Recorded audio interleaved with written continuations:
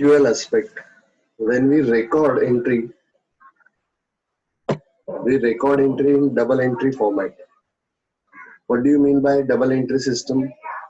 That means each transaction will have two aspects of it, right? One aspect debit effect, one aspect credit effect. Always, every transaction will have two effects in both the parties transacting. See, for example, you gave me fees. You will give me cash. What you will give me? Fees means what? You will give me cash, right? So when you pay me fee, right, it will have two effects. One effect, I am getting cash, which is an asset for me, right? And why you are giving this cash to me? You are giving this cash as fees for the services which you are going to get, right? So while recording, there will be two account in the books of in the books of class also, in your books also. When it will be recorded in the books of class, we will say cash came in, and whatever cash came in is our income. So two account, cash account and fees account. We will say cash came in. What we will say? Cash came in, right? And whatever came in is our income. So other account, fee account, which will be treated as our income. Whereas when it will be recorded in your books, you will record it as cash went out. You will record it as what? Cash went out, cash गेली, and whatever went out, that is on account of fees, expenditure. You are getting services in exchange of that. So services which you are getting, right, for which you are paying fees, that will be recorded as your expenditure, and it will match. See, when we will keep both of our book in in front of each other, we can cross check. Whatever is shown as expenditure in my books will be shown as your income in your book, right? And vice versa. That is called as dual aspect system. Suppose if we don't record a dual entry system, right? Double entry system, we just recorded you gave me cash, right? I took the cash, right? This much is a very simple thing can be recorded in single entry system. But why we paid if it is not recorded, then it becomes difficult. Suppose tomorrow income tax department came to me saying that you have earned so much of income, right? You have taken money from students, right? So I can say, no, I have not taken income. This is not income. This is loan taken by me.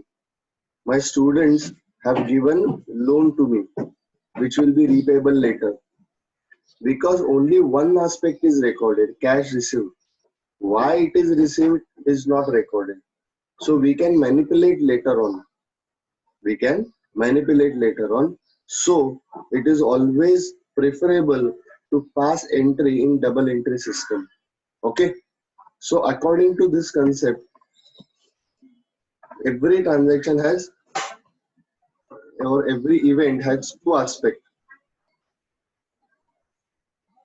That is dual business, dual effect. For example, when Akshay start business with a cash of rupees 5 lakh, on one hand, business gets cash of rupees 5 lakh, right? 5 lakh firm कडे आले आणि हे आलेले 5 लाख रुपये काय आहेत firm साठी capital which is liability for the firm. On the other hand, liability arises. That is, business has to pay Akshay sum of rupees 5 lakh. So whatever is the debit amount, equal will be credit amount. This is the concept which recognize the fact that every debit there is a corresponding and equal credit. If there is debit effect, there has to be credit effect, and credit effect has to be of equal amount. So if debit is 5 lakh, credit also should be 5 lakhs. In this is the basis of entire system of double entry bookkeeping. For this concept, the basic equation arises, that is assets plus capital plus liability is equal to asset.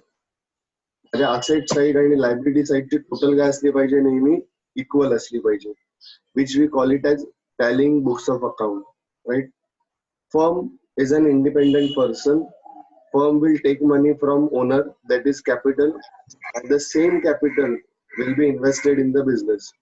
So whatever is the money raised, should be equal to money invested. Whatever is the money raised should be equal to money invested. There are two ways from which we raise the fund. First, we take money from owner, that is in the form of capital, and then we take money from our creditors, right? Creditors means, like for example, if you take money from bank, if you supplied goods, if you took goods on credit from your suppliers, these are your sources of fund, and these sources of fund will be invested in different form of asset. So always there will be asset equal to total of capital plus liabilities. Is it clear? Now, next thing is disclosure. Right? This accounting concept should be studied with this accounting concept together. Right? We have studied money as a accounting concept, money measurement. Right? All the transactions, right, should be converted into money. So if you can convert those transactions in money, then only it will be placed in books of account. It will be recorded in the books of account. But suppose your transaction which we cannot convert it into money, right? In that case, it should not be recorded in the books of account. But this accounting concept of disclosure is an exception to this. Exception म्हणजे काय अपवाद, right? That means what? There are some disclosures to be made, compulsory disclosure to be made, right? If it is affecting the investment decision of the prospective investor. Now, what do you mean by prospective investor? For example एखादी company already running आहे, बरोबर. मला वाटतं ही company चांगलं काम करते, मला त्या कंपनीचे शेअर्स घ्यायचे, बरोबर. When I purchase the shares of the company, I become the owner of the company, and whatever is the profit or loss of the company, I will bear it. But simple common sense काय म्हणतो, मी जर आज मालक बनलो तर इथून पुढे जे काही होईल, right, I should be responsible for that. I should bear that profit or loss. I should not bear profit or loss for the transaction or for the event which took place before my admission. बरोबर ना? So when I'm taking an admission, right, when I'm purchasing the share, I should be fully aware of the business position. बरोबर. मग याच्यामध्ये हे disclosure खूप महत्वाचं काम करतं. से फॉर एक्झाम्पल, एक फार्मा कंपनी आहे, कोरोनावर वॅक्सिन तयार करते. मला वाटतं या कंपनीतले सायंटिस्ट खूप चांगलं काम करतात किंवा पेपरमध्ये आले, यांनी लस बनवली. Okay, now it has got different stages. बरं, पहिलं लॅबोरेटरी मध्ये टेस्ट करणार, मग लॅबोरेटरी मध्ये टेस्ट केल्यानंतर ॲनिमल्सवर टेस्ट करणार, मग ॲनिमल्सवर टेस्ट केल्यानंतर ह्युमन ट्रायल होणार. ह्युमन ट्रायल मध्ये पण 3 स्टेजेस असतात, बरोबर. ते तुम्हाला मी त्या दिवशी सांगितले. या 3 स्टेजेस मधनं पास होऊन मग गव्हर्नमेंट ऑथॉरिटीची परमिशन घेणार, मग ती मार्केटमध्ये येणार. ओके, आता तुम्हाला असं वाटतंय एका कंपनीने लीड घेतलेला आहे, त्यांचे ट्रायल सुरू झालेले आहेत, त्यांना परमिशन मिळेल. ओके, पण जर तुमचा आणि फूड ऑथॉरिटी किंवा ड्रग कंट्रोलर ऑफ इंडिया किंवा जी काही रिस्पेक्टिव्ह ऑथॉरिटी असेल, तुमचा आणि त्यांचा वाद असेल, तुम्ही काम केलेलं आहे, तुमची लस तयार आहे, बरोबर, but they are rejecting permission on some ground, right, and if that battle is in the court of law, जर तो वाद कोर्टामध्ये गेला, बरोबर, जर तुम्ही जिंकलात तर तुमची लस बाजारामध्ये येणार, पण जर तुम्ही हरलात तर तुमचं सगळं प्रोडक्शन वाया, बरोबर. So now don't you think this is an important information? See, it is not a liability, it is not an expenditure, it is not an asset, right? It is not an income. So you cannot record this in the books of account as of now. But this material information can change all your perspective. तुम्ही त्या कंपनीमध्ये share मध्ये invest करताय for getting benefit of that injection which is developed by company, But if it is not going to be launched, if it is not going to be sold, you won't enter in the company as an investor, right? So whatever is the material information that might change your investment decision has to be disclosed in the balance sheet. Okay, the accounts must disclose all the material information. कंपनीची material information द्यायची आहे. Material information means what, जी कंपनीसाठी महत्वाची आहे, जितक्या जितक्या महत्वाच्या गोष्टी आहेत त्या सगळ्या ब्रेकअप तिथे दिला पाहिजे. The accounting report should disclose full and fair information of related parties. बरोबर, कशी इन्फॉर्मेशन दिली पाहिजे, फुल इन्फॉर्मेशन आणि फेअर इन्फॉर्मेशन दिली पाहिजे. बरोबर, उदाहरणार्थ पार्टनरशिप फर्म आहे, बरोबर, पार्टनरशिप फर्म मध्ये पार्टनरने पैसे दिले, बरोबर, पण सांगितलं बायकोकडनं घेतलं, बरोबर, तर त्याची बायको अस्तित्वात पाहिजे, तिच्या अकाउंट मधनं पैसे आले पाहिजे, भले ते नवऱ्याने देखा देईना, but all the information should be disclose. The financial position and performance should be disclosed very honestly to all the users. आता मी तुम्हाला एक एक्झाम्पल दिलं होतं पहिला एक्सप्लेन करताना. There are 3 types of expenditure. What do you mean by 3 types of expenditure? Revenue expenditure, capital expenditure, and deferred revenue expenditure. Revenue expenditure is recurring expenditure where the benefit has got only single use. For example rent. मी जर rent पे केलं तर त्याचा benefit मला जेवढ्या महिन्याचं rent पे केलेलं आहे तेवढ्या महिन्यामध्येच मिळणार. जर मला पुढच्या वर्षी परत वापरायचं असेल तर मला पुन्हा खर्च करावा लागणार. Such expenses are called as revenue expenditure. Such expenditure are called as what? Revenue expenditure. Now let's take second example, capital expenditure. What do you mean by capital expenditure? It comes in asset, right? It brings in asset. आपण ज्यावेळी asset खरेदी करतो तेव्हा त्याचा benefit वर्षानुवर्ष येतो, म्हणून त्याला आपण म्हणतो कॅपिटल एक्सपेंडिचर. आणि एक तिसरा खर्च आहे ज्याला आपण म्हणतो डिफर्ड रेव्हेन्यू एक्सपेंडिचर. म्हणजे ती असेट नाहीये पण खर्च मोठा आहे.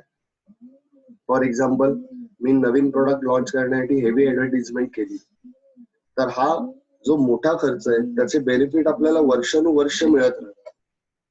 त्याचे बेनिफिट आपल्याला काय मिळणार? वर्षानुवर्ष मिळत राहणार. मग हे जे एक्सपेंडिचर आपण केलेले आहेत त्याला आपण म्हणणार डिफर्ड रेव्हेन्यू एक्सपेंडिचर. हे एक्सपेंडिचर आपण over a period of years spread करणार.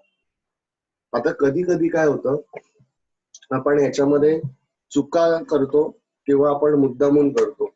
रेव्हेन्यू एक्सपेंडिचर कॅपिटल एक्सपेंडिचर म्हणून दाखवतो. रेव्हेन्यू एक्सपेंडिचर कॅपिटल एक्सपेंडिचर दाखवल्यामुळे असेट वाढतात, बरोबर, आणि खर्च कमी होतो, प्रॉफिट जास्त दिसतो. तेच आपल्याला उलट करायचं, आपल्याला प्रॉफिट कमी दाखवायचं आहे तर कॅपिटल एक्सपेंडिचर पण आपण रेव्हेन्यू एक्सपेंडिचर म्हणून दाखवले, बरोबर. तर हे असे खोटे प्रेझेंटेशन किंवा चुकीचे प्रेझेंटेशन केल्यामुळे कंपनीची जी फायनान्शियल पोझिशन आहे ती चुकीची दिसते. ती दिसू नये म्हणून जेवढे पॉसिबल आहे तेवढे डिस्क्लोजर केले पाहिजे. मी जेव्हा म्हणतो मेजर रिपेअर्स केले, बरोबर, मी बिल्डिंग साठी मेजर रिपेअर केले, तर काय केलं तुम्ही? प्लास्टर केलं, टाइल्स लावल्या, बरोबर, त्याच्यामध्ये बीम चेंज केले किंवा नवीन बीम टाकले. What you have actually done, that is a material information and that should be disclose. Okay. The financial position means the balance sheet of the business and financial performance means the result in terms of profit or loss. Income and expenses in the P&L account. All the information disclosed should be relevant. आपल्याशी संबंधित पाहिजे. Reliable. Reliable म्हणजे काय पाहिजे? विश्वासू पाहिजे. बरोबर. आता इथे ना एक एक्झाम्पल देतोय डिस्क्लोजरचं. कंपनी आता थोड्या दिवसापूर्वी तुम्ही नाव वाचलं असेल न्यूज मध्ये, येस बँक. सगळ्यांनी नाव वाचलं येस बँक? हो सर. हो सर. हो सर. आता हो मध्ये सर. येस बँक ना जराशी डबघाईला आली होती. झालं होतं, जे डायरेक्टर्स होते त्यांचे येस बँकचे, त्यांनी 1.25 करोड वाटले होते. म्हणजे ज्यांची लायकी नाही त्यांना पण कर्ज वाटत गेले. त्यामुळे झालं काय, ते कर्ज बुडालं. कर्ज बुडालं तर कंपनीला, बँकेला पैशांची गरज लागली. बरोबर. तर कंपनीचं नेटवर्क चांगलं आहे, कंपनीचं रेप्युटेशन चांगलं आहे, तर बरेचसे प्रॉस्पेक्टिव्ह इन्व्हेस्टर यायला लागले. बरोबर. तर जर प्रॉस्पेक्टिव्ह इन्व्हेस्टर येत आहेत तर ती इन्फॉर्मेशन कंपनीने बरोबर डिस्क्लोजरच्या स्वरूपात द्यायला पाहिजे. असं म्हणत होते ते की एक मॉरिशसचा इन्व्हेस्टर आहे, एक कॅनडा मधला इन्व्हेस्टर आहे, वगैरे वगैरे असे देत आहेत. ते आमच्यामध्ये इंटरेस्ट दाखवतात, कंपनीच्या शेअर्स मध्ये इंटरेस्ट दाखवतात आणि company might get share capital from them. So if they are disclosing this should be reliable information. कधी कधी शेअरच्या प्राइस वाढवण्यासाठी नुसतं हवेमध्ये काहीतरी बोलता, हो आमच्या यांच्या बरोबर बोलणं झालेलं वगैरे, ते पण इंटरेस्टेड आहेत. बरोबर. उद्या म्हणतील मुकेश अंबानी पण इंटरेस्टेड आहे, परवा म्हणतील टाटा पण इंटरेस्टेड आहे. ऍक्च्युअल कधी काही नसतं, असं पण होऊ शकतं. So if disclosure is made, that disclosure should be relevant and that disclosure should be reliable, right? Comparable and understood by all the concerned authorities. जेव्हा डिस्क्लोजर करणार तेव्हा ते टेक्निकल टर्म मध्ये न करता what will be impact on prospective investment that should be discuss. कळालं? आता मगाशी जे एक्झाम्पल दिलं होतं एफडीए बरोबर, एफडीए बरोबर आमच्या दोघांचा वाद चाललाय. आम्ही असं म्हणतोय, ते तसं म्हणतायत. बरोबर.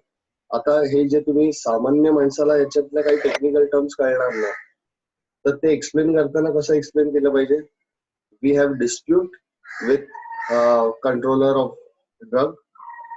If this matter is pending in the court of law, if this goes against the company cannot launch its vaccine. बस असं पाहिजे. ते काय वाद आहे त्या टेक्निकल डिटेल मध्ये नाही पाहिजे.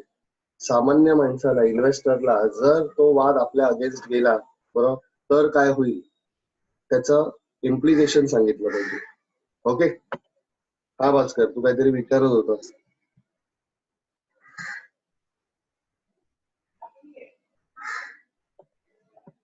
भास्कर. सर काही कंपन्या आहेत ना, ते शेअर मार्केट मध्ये इन्व्हेस्टर्सना अट्रॅक्ट करण्यासाठी असं खोटं बोलू शकतात का? बोलतात, पण कायद्याने त्याच्यावर बंदी आहे. कोणी कंप्लेंट केली, कोणी प्रॉस्पेक्टिव्ह इन्व्हेस्टरने कंप्लेंट केली आणि त्यांनी केलं की यांनी ही दिली होती, तर त्यांच्या डायरेक्टर्सवर शिक्षा होऊ शकते. ओके. ओके. सर, मग रिस्पॉन्सिबिलिटी त्यांच्या ट्रस्टीज वरती वगैरे असते का, की ही इन्फॉर्मेशन रिलायबल असली पाहिजे? Director are the managers and trustee of the company. Okay sir. तर डायरेक्टरवर रिस्पॉन्सिबिलिटी आहे की पहिली गोष्ट तुम्ही द्या आणि दुसरी गोष्ट जी माहिती द्याल ती रिलायबल असली पाहिजे. त्याच्यामध्ये एक थर्ड एक एंगल आहे. एंगल काय मी तुम्हाला सांगतो. सिलेबसच्या बाहेरच आहे, but since you are showing that much interest, I am tempted to give this knowledge. समजा भास्कर डायरेक्टर आहे एखाद्या कंपनीचा, उदाहरणार्थ फार्मा कंपनीचा भास्कर डायरेक्टर आहे. ओके. तर त्या कंपनीचे शेअर मार्केटमध्ये अवेलेबल आहेत. आता आपल्याकडे मार्केटची सिस्टम कशी आहे बघा. एक मार्केट आहे बीएससी, बॉम्बे स्टॉक एक्सचेंज. एक मार्केट आहे नॅशनल स्टॉक एक्सचेंज, एनएससी. जे सगळे ब्रोकर्स आहेत, जे कोणी शेअर मध्ये डील करतात, त्यांना बीएससीच्या सर्व्हरला कनेक्ट करावं लागतं. कम्प्युटरने एकमेकांना ते जोडलेले. बरोबर. So market here is not a place, market here is an arrangement, connectivity. Is it clear? जर एखादी गोष्ट बाजाराला सांगायची, लोकांना सांगायची असेल, तर भास्करने जगाला ओरडून नाही सांगायचं. भास्करने बीएससी ला सांगायचं. बीएससी कडे कळलं की बीएससी सगळ्यांना ती न्यूज पास ऑन करणार. Is it clear? आता समजा भास्कर फार्मा कंपनीचा डायरेक्टर आहे, बरोबर. करोनावर त्यांनी व्हॅक्सिन बनवली आणि त्यांना असं वाटतं की येस दिस विल वर्क, बरोबर. मग पुढची प्रक्रिया आम्ही करू, बरोबर. आता करोनावर व्हॅक्सिन बनवण्यासाठी भरपूर कंपन्या लाईन मध्ये, बरोबर. भास्करने त्याच्यामध्ये बाजी मारली. बरं, आता भास्करने काय केलं पाहिजे? भास्करने ही पहिली माहिती बरं त्याच्या मित्रांना सांगितली पाहिजे की पहिली माहिती त्याने शेअर बॉम्बे स्टॉक एक्सचेंजला सांगितली पाहिजे? सर बॉम्बे स्टॉक एक्सचेंजला सांगितले पाहिजे. लिगली, बरं, हा येस सर. मॉरली ऑल्सो आणि लिगली ऑल्सो. बरं, हो सर. हो सर. असं मला सांगितलं. बरं, भास्करने खुश झाला, आनंदात राहिला आणि भास्करने मला फोन केला, sir we have done it. बरं, त्याचा काय कोणाला फसवण्याचा हेतू वगैरे नाहीये काही. बरं, पण भास्करने खुश होऊन मला फोन केला आणि सांगितलं, sir we succeeded in making a vaccine. मी काय करणार? धावत पळत पहिला बँकेत जाणार, बँकेत असलेल्या सगळ्या एफडी मोडणार आणि याच्या कंपनीचे शेअर घेऊन ठेवणार. का? कारण जशी ही न्यूज मार्केटमध्ये येईल, बरोबर, सगळे लोक त्या कंपनीचा शेअर विकत घेण्यासाठी मारामारी करणार आणि मार्केटमध्ये डिमांड वाढणार, तर डिमांड वाढली तर प्राइस पण वाढणार. So it is a duty of directors who are managing the company that if they have any material information, first of all, that should be disclosed in balance sheet, and when it is reported to general public, it should be reported through stock exchanges where they have a listing agreement. जेव्हा तुमचे share बाजारात विकण्यासाठी available होतात तेव्हा तुम्ही एक contract sine करता Bombay stock exchange किंवा नॅशनल स्टॉक एक्सचेंज, जिथे तुमचे शेअर लिस्टेड असतील तिथे तुम्ही एक फॅक्ट साईन करता की all the material fact should be communicated to market first, communicated to stock exchange first, and stock exchange will communicate to anybody else. If it is true that you have passed on this information, right, to somebody else within your circle before market, right, then it will be called as insider trading. You are encouraging insider trading. म्हणजे तुम्ही माहितीच्या आधारावर तुम्ही गैरमार्गाने नफा कमवत आहात, profit कमवत आहात. So you will be punish. पहिली गोष्ट तुम्हाला काढून टाकणार डायरेक्टर वरनं आणि मग तुमच्यावर कारवाई करणार. Is it clear? जे 1995 येस ते सर. 97 मध्ये मोठ्या प्रमाणात घोटाळे झाले, त्या घोटाळ्यांमध्ये इन्सायडर ट्रेडिंगचा खूप मोठा हात होता आणि त्याच्यावरच मग नंतर कायदा बनवण्यात आला. आता लिगली सुद्धा तुम्ही तसं करू शकत नाही. Okay. The last one is materiality. बरोबर. Second last one is your materiality. What do you mean by materiality? Right? Materiality means important fact. When I say I want profit or loss made by the firm, I should be given detail of income. की मला income fee मधनं एवढं आलं. For example मी क्लासेसचं PNL account बनवलं तर मी काय म्हणणार की मला कोणकोणते इन्कम सोर्स आले ते सगळे इन्कम सोर्स डिस्क्लोज करा. आता इन्कम सोर्स कोणकोणते आहेत? क्लासला फी झाली. ओके. त्याचबरोबर तुमचे पेपर्स घेतलेले 10वीला तुम्हाला आठवत असेल तर, बरोबर, भरभरून तुम्ही पेपर लिहिलेत. बरोबर. काही लोक पेपर कलेक्ट करायला आले, काही लोक कलेक्ट करायला आलेच नाही, मग त्यांचे पेपर आम्ही रद्दीमध्ये विकले. That is also income for us. So that should be disclose, isn't it? त्याच्यानंतर समजा आम्ही बाहेर वडापावची गाडी लावली आहे, बरोबर, कोणीतरी त्याला आम्ही क्लास मधनं लाईट सप्लाय करतोय किंवा त्याला पाणी देतोय आपल्या क्लासचं, बरोबर. आम्ही मुलांना त्रास देतोय, फिरतोय, चांगलं बसा अभ्यास करा वगैरे, मग त्यांना भूक लागते, मग ते वडापावच्या गाडीवर जाऊन वडापाव खातात. तो वडापाव मला म्हणतो की असंच करा, तुम्ही 2 तासाच्या ऐवजी 4-4 तास क्लास घ्या म्हणजे माझा बिझनेस चालेल. मग तो पण मला थोडेफार पैसे देतो असं छळण्यासाठी तुम्हाला. मग हे पण इन्कम आहे. What ever is the source of income that should be disclose. Is it clear? परत त्याच्यानंतर तुम्ही भास्करला शिकवतो, बरोबर, भास्करला बोर्डात 100 मार्क मिळतात, मग भास्कर मला एखादी 4 व्हीलर गिफ्ट करतो, बरोबर, that is also an income. काय करणार? भास्करने दिलेली गिफ्ट घेणार की नाही घेणार?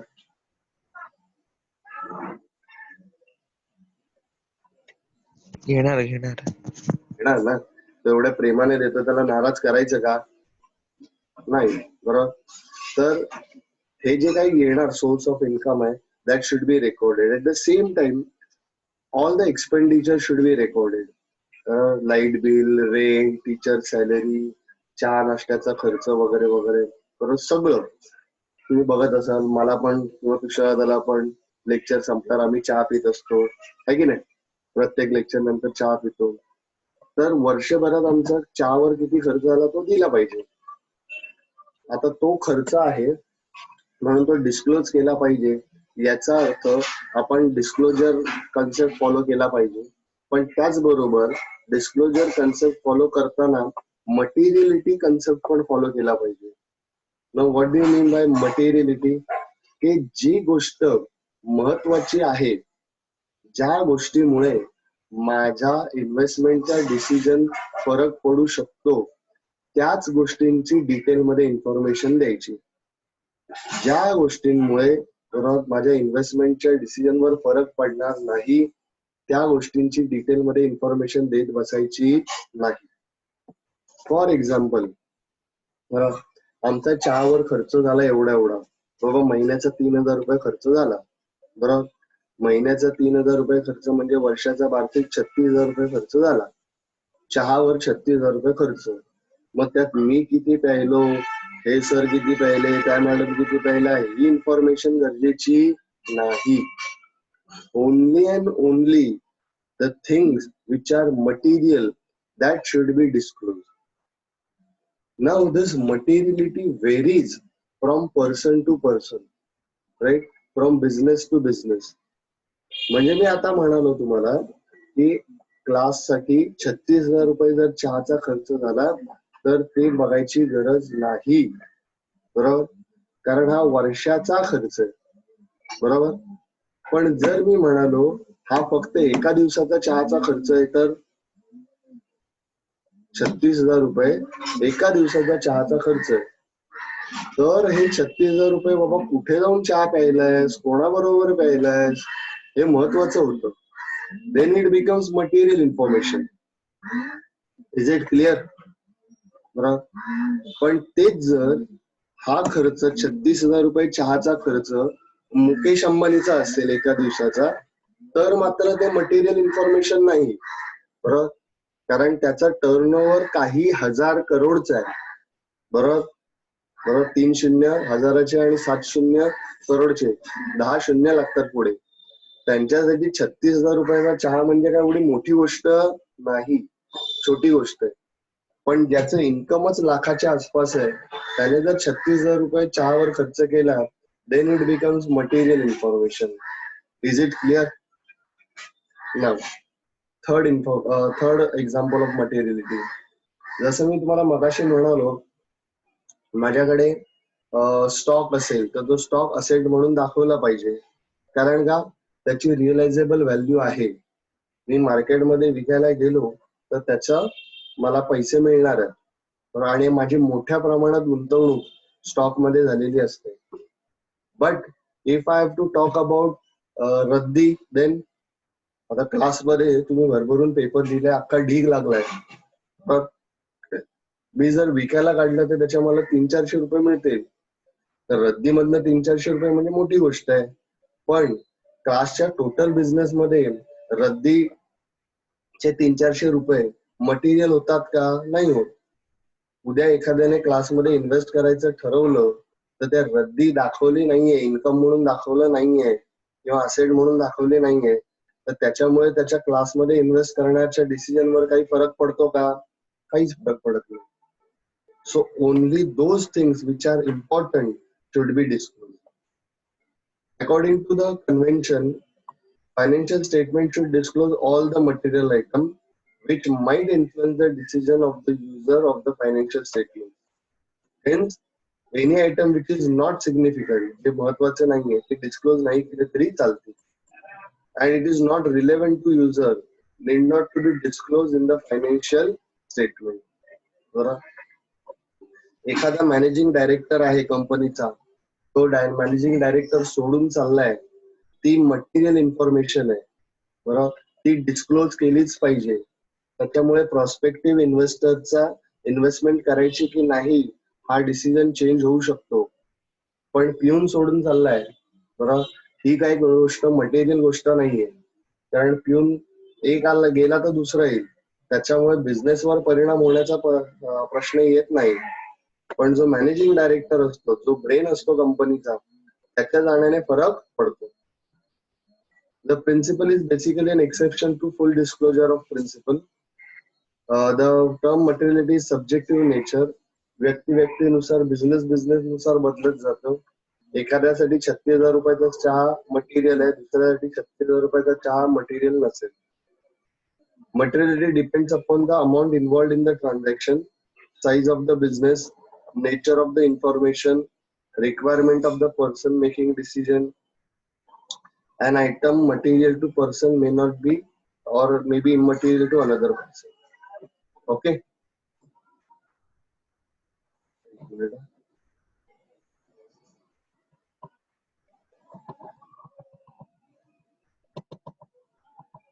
And the last one today, matching cost concept. That means you have to match cost with the income. Current year income compare with current year expenditure. Difference will be current year profit or loss. We are dividing what entire life of the asset into different year and comparing income of 1 year with expenditure of only 1 year. Then only you will get correct profit or loss of the 1 year. If you are taking income of 1 year, right, and with that if you are comparing expenditure of 10 years, then you won't get profit of the current year, right? तुम्ही एका वर्षाची fee घेतली income म्हणून आणि compare करताना 10 वर्षांचा खर्च घेतला. मी जागेचं भाडं 10 वर्षांचं घेतलं, बरोबर, मी बेंचवर खर्च केला, बरोबर, मी शिक्षकांचा पगार घेतला 10 वर्षांचा, तर मला एका वर्षाचा प्रॉफिट नाही मिळणार. Both should be of equal number of years. Income is also 1 year, so expenditure also will be of 1 year. According to this concept, revenue during the accounting period are matched with the expenses incurred during the period to earn the revenue during that period. This concept is based on accrual concept and periodicity concept.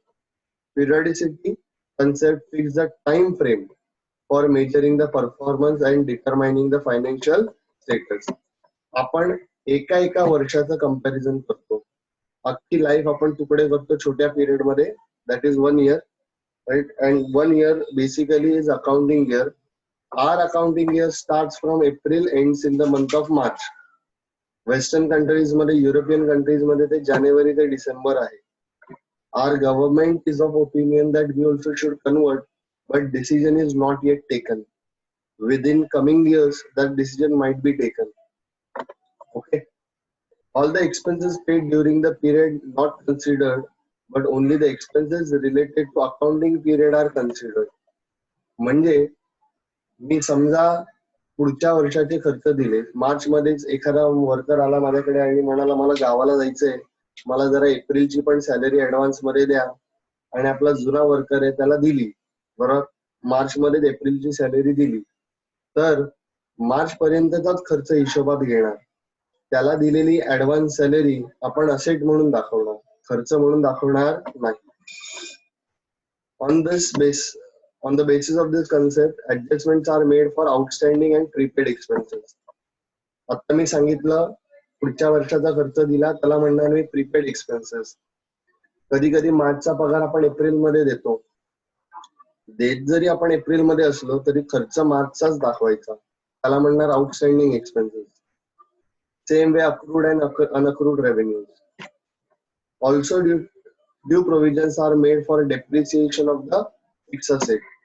माझी asset दिसते ती value कमी कमी होत जाते, मग पहिला effect asset मधनं लेस करणार आणि दुसरा इफेक्ट खर्च म्हणून या वर्षीचा खर्च म्हणून दाखवणार. सेम वे बॅड डेट, माझी डेटर कमी झाले म्हणून डेटर मधनं मायनस करणार. Second effect I will show at my current year expenses and that should be made in the year in which it was incurred. Thus, it matches the revenue earned during the accounting period with the expenses incurred during that period, right? To earn revenues before sharing any profit and losses. So, these were our accounting concept. What you are expected to do is, बरं, हे पुस्तक तुमच्याकडे पाठवलेलं आहे मी ग्रुपमध्ये, बरोबर, तुम्ही सगळ्यांनी हे मॅचिंग कन्सेप्ट पर्यंत ते लिहून घ्या. आता आपण भेटणार आहोत सोमवारी आणि मंगळवारी संध्याकाळी 6 वाजता भेटणार आपण, आणि बुधवारपासून पुढे 9 वाजता. मी टायमिंग तुम्हाला सांगेनच. सोमवारी आपण भेटतोय संध्याकाळी 6 वाजता. Is it clear? कोणाला काही डाऊट? सर हा बोल. सर मॅचिंग कॉन्सेप्ट जरा शॉर्ट मध्ये समजाल प्लीज पुन्हा. मी परत सांगतो, मी एका वर्षाचा पिरियड घेणार, मी त्या वर्षाचा इन्कम धरणार, तर त्या वर्षाच्या इन्कम समोर मी कम्पेअर करताना खर्च पण त्याच वर्षाचे घेणार. हो सर. जर मी पुढच्या वर्षाचे खर्च जर भरले असतील तर मी ते खर्च या वर्षी हिशोबात दाखवणार नाही, ते ऍसेट म्हणणार. ते असेट म्हणून दाखवणार. आणि जर या वर्षाचे खर्च आहेत पण द्यायचे बाकी आहेत तर ते मी खर्च म्हणून दाखवणार, सेकंड म्हणून दाखवणार. So match the income with expenses of the same period. Okay, profit काढण्यासाठी, प्रॉफिट लॉस काढण्यासाठी. ओके. सोमवारी आपण संध्याकाळी 6 वाजता भेटतोय, बरोबर. त्याच्यानंतर अजून काय सांगायचं तुम्हाला? ओके, तुम्हाला काय विचारायचंय? हे जे पान नंबर 11 का 12 वर होतं ते तुम्ही बघून लिहून काढा वहीमध्ये. उद्यापासून म्हणजे सोमवारपासून आपण याचं प्रॅक्टिकल आस्पेक्टला सुरुवात करणार आहोत, बरोबर. जे कोणी